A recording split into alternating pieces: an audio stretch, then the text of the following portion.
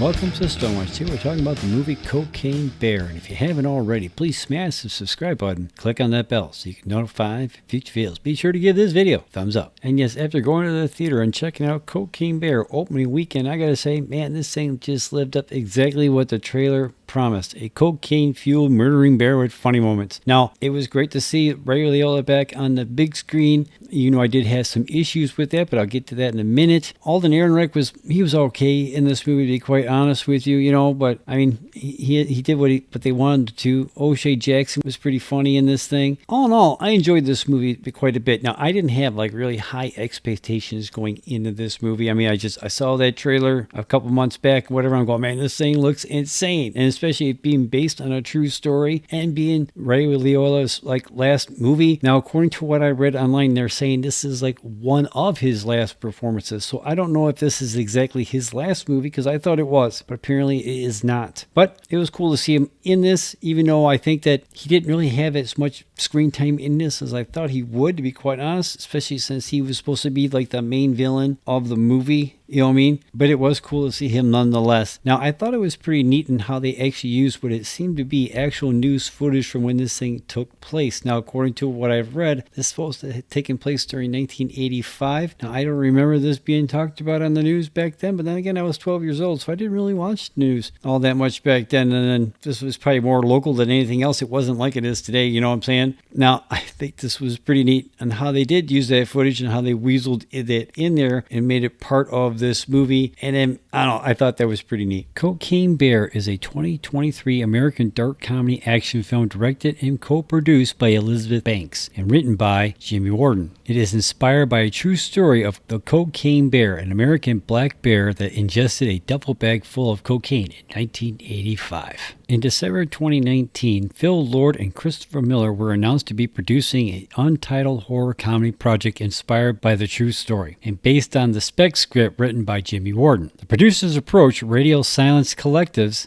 Matt Bettinelli-Olpin and Tyler Gillett to direct, but both opted out of the film in favor of making the fifth Scream installment. On March 9th of 2021, Universal Pictures announced that the film was in development. It was also confirmed that the film would be instead directed by Elizabeth Banks and produced by Banks and Max Handelman for Brownstone Productions, who joined the producing team alongside Lord Miller, Aditya Sood for Lord Miller Productions, and Brian Duffield. The assembled cast was revealed between July and August of 2021. Principal photography took place in County Wicklow, Ireland between August 20th and October 17th of 2021. The production budget was estimated to be in the mid to high $30 million range, with a large portion of it going to Weta FX to create the bear with CGI. Cocaine Bear was released in the United States on February 24th of 2023 by Universal Pictures. The film has received mixed reviews from the critics and the fans. Starring in this movie, Kerry Russell, O'Shea Jackson Jr., Christian Covey, Alden Ehrenreich, Jesse Tyler Ferguson, Brooklyn Prince, Isaiah Whitlock Jr., Christopher Hedjud,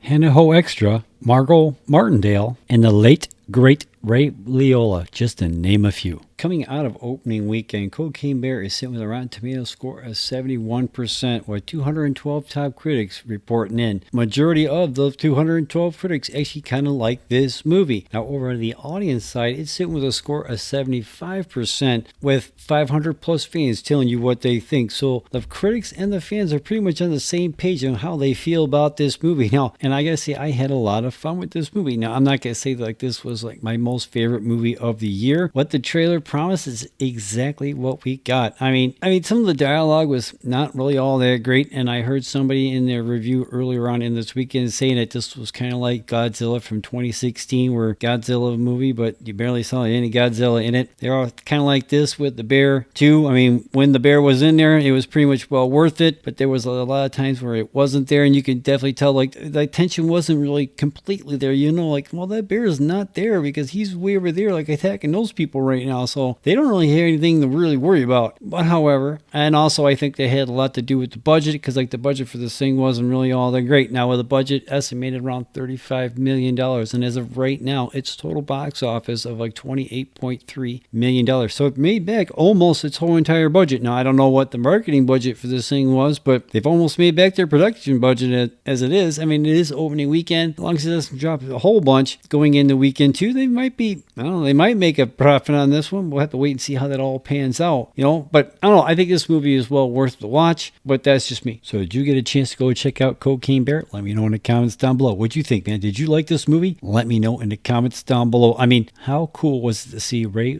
Liotta on the big screen at least one more time?